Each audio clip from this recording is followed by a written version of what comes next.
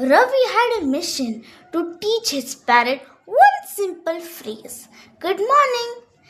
Day after day, he repeated it again and again, hoping Mittu would finally learn. And then success. "Good morning," Ravi cheered.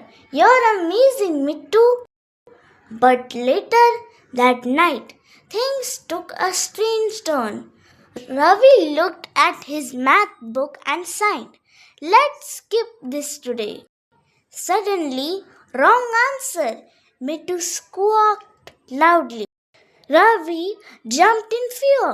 Wait, who said that? Then he looked at Mittu and realized the parrot had been watching him all along.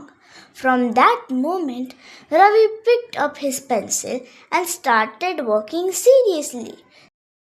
"Smart boy, good job," Mittu chirped happily.